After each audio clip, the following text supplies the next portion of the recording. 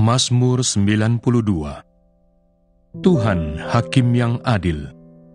Mazmur, nyanyian untuk hari Sabat, adalah baik untuk menyanyikan syukur kepada Tuhan, dan untuk menyanyikan mazmur bagi nama-Mu, ya yang Maha Tinggi, untuk memberitakan kasih setiamu di waktu pagi, dan kesetiaanmu di waktu malam, dengan bunyi-bunyian 10 tali, dan dengan gambus, dengan iringan kecapi. Sebab telah Kau buat aku bersuka cita, ya Tuhan, dengan pekerjaanmu, karena perbuatan tanganmu, aku akan bersorak-sorai. Betapa besarnya pekerjaan-pekerjaanmu, ya Tuhan, dan sangat dalamnya rancangan-rancanganmu. Orang bodoh tidak akan mengetahui, dan orang bebal tidak akan mengerti hal itu. Apabila orang-orang fasik bertunas seperti tumbuh-tumbuhan, dan orang-orang yang melakukan kejahatan berkembang, ialah supaya mereka dipunahkan untuk selama-lamanya. Tetapi Engkau di tempat yang tinggi, untuk selama-lamanya, ya Tuhan. Sebab sesungguhnya musuh-Mu, ya Tuhan, sebab sesungguhnya musuh-Mu akan binasa. Semua orang yang melakukan kejahatan akan dicerai-beraikan. Tetapi Kau tinggikan tandukku seperti tanduk banteng. Aku dituangi dengan minyak baru. Mataku memandangi seteruku, telingaku mendengar perihal orang-orang jahat yang bangkit melawan aku. Orang benar akan bertunas seperti pohon korma, akan tumbuh subur seperti pohon aras di Libanon. Mereka yang ditanam di bait Tuhan akan bertunas di pelataran Allah kita. Pada masa tua pun, mereka masih berbuah menjadi gemuk dan segar, untuk memberitakan bahwa Tuhan itu benar, bahwa Ia gunung batuku, dan tidak ada kecurangan padanya. 1 Korintus pasal 3. Perselisihan. Dan aku, saudara-saudara, pada waktu itu tidak dapat berbicara dengan kamu seperti dengan manusia rohani, tetapi hanya dengan manusia duniawi yang belum dewasa dalam Kristus. Susulah yang kuberikan kepadamu, bukanlah makanan keras, sebab kamu belum dapat menerimanya. Dan sekarang pun kamu belum dapat menerimanya, karena kamu masih manusia duniawi. Sebab jika di antara kamu ada iri hati dan perselisihan, bukankah hal itu menunjukkan bahwa kamu manusia duniawi, dan bahwa kamu hidup secara manusiawi? Karena jika yang seorang berkata, "Aku dari golongan Paulus," dan yang lain berkata, "Aku dari golongan Apolos," bukankah hal itu menunjukkan bahwa kamu manusia duniawi yang bukan rohani? Jadi, apakah Apolos, apakah Paulus, pelayan-pelayan Tuhan yang olehnya kamu menjadi percaya, masing-masing menurut jalan yang diberikan Tuhan kepadanya? Aku menanam, Apolos menyiram, tetapi Allah yang memberi pertumbuhan. Karena itu yang penting bukanlah yang menanam atau yang menyiram, melainkan Allah yang memberi pertumbuhan. Baik yang menanam maupun yang menyiram adalah sama, dan masing-masing akan menerima upahnya sesuai dengan pekerjaannya sendiri. Karena kami adalah kawan sekerja Allah, kamu adalah ladang Allah, bangunan Allah. Dasar dan bangunan. Sesuai dengan kasih karunia Allah yang dianugerahkan kepadaku, aku sebagai seorang ahli bangunan yang cakap telah meletakkan dasar, dan orang lain membangun terus di atasnya. Tetapi tiap-tiap orang harus memperhatikan bagaimana ia harus membangun di atasnya, karena tidak ada seorang pun yang dapat meletakkan dasar lain daripada dasar yang telah diletakkan, yaitu Yesus Kristus. Entahkah orang membangun di atas dasar ini dengan emas, perak, batu permata, kayu, rumput kering atau jerami, sekali kelak pekerjaan masing-masing orang akan nampak, karena hari Tuhan akan menyatakannya.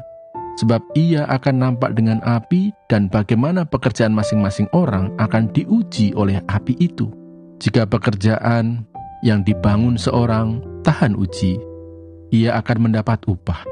Jika pekerjaannya terbakar, ia akan menderita kerugian, tetapi ia sendiri akan diselamatkan, tetapi seperti dari dalam api.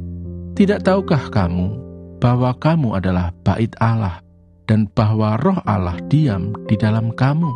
Jika ada orang yang membinasakan bait Allah, maka Allah akan membinasakan dia. Sebab bait Allah adalah kudus, dan bait Allah itu ialah kamu. Jangan ada orang yang menipu dirinya sendiri.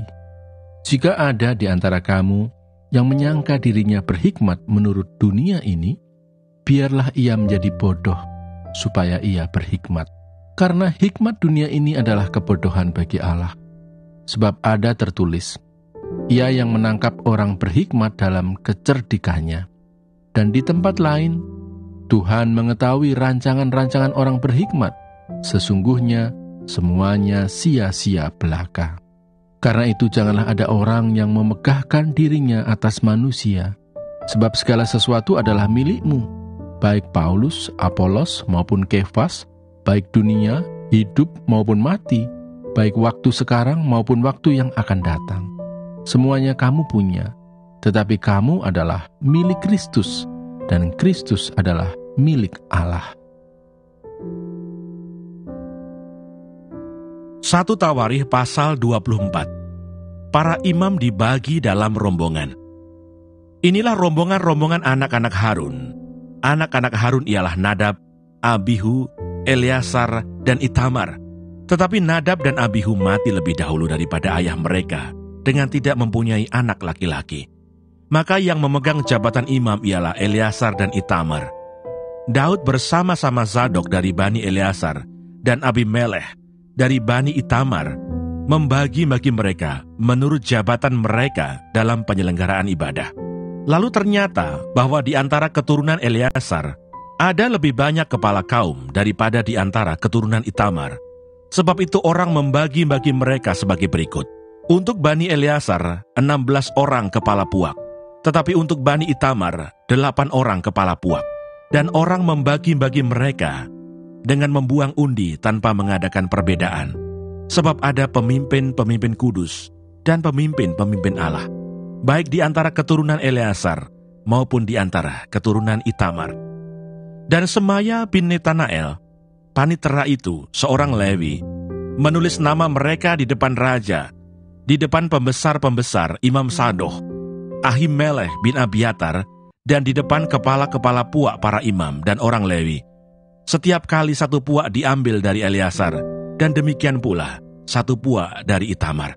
Undian yang pertama jatuh pada Yoyarib, yang kedua pada Yedaya, yang ketiga pada Harim, yang keempat pada Seorim, yang kelima pada Malkia, yang keenam pada Meyamin, yang ketujuh pada Hakos, yang kedelapan pada Abia, yang kesembilan pada Yesua, yang kesepuluh pada Sekanya, yang ke-11 pada Eliasib, yang ke-12 pada Yakim, yang ke-13 pada Hupa, yang ke-14 pada Yesebeab, yang ke-15 pada Bilga, yang ke-16 pada Imer, yang ke-17 pada Hesir, yang ke-18 pada Habizes, yang ke-19 pada Petahya, yang ke-20 pada Yeheskel, yang ke-21 pada Yakin, yang ke-22 pada Gamul, yang ke-23 pada Delaya, yang ke-24 pada Maasya.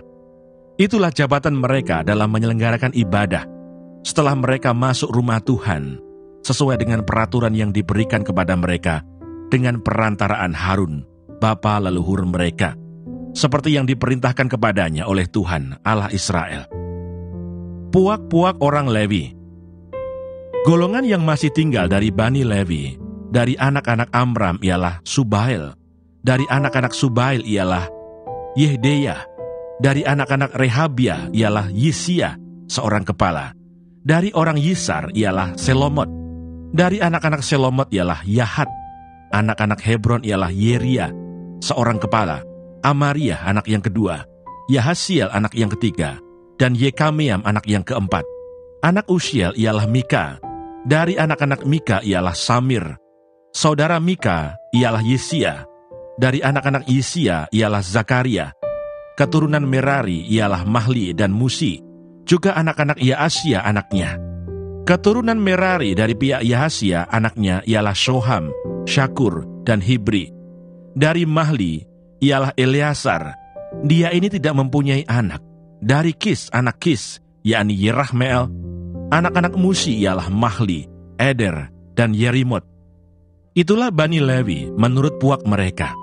Mereka ini pun sama seperti saudara-saudara sesuku mereka, anak-anak Harun, membuang undi di depan Raja Daud, di depan Sadok, Abimelech, dan para kepala puak, para imam dan orang Lewi. Dalam hal ini seorang kepala puak sama dengan saudaranya yang terkecil. 1 Tawarikh pasal 25. Para penyanyi. Selanjutnya untuk ibadah Daud dan para panglima menunjuk anak-anak Asaf, anak-anak Heman dan anak-anak Yedutun. Mereka bernubuat dengan diiringi kecapi, gambus dan ceracap. Daftar orang-orang yang bekerja dalam ibadah ini ialah yang berikut.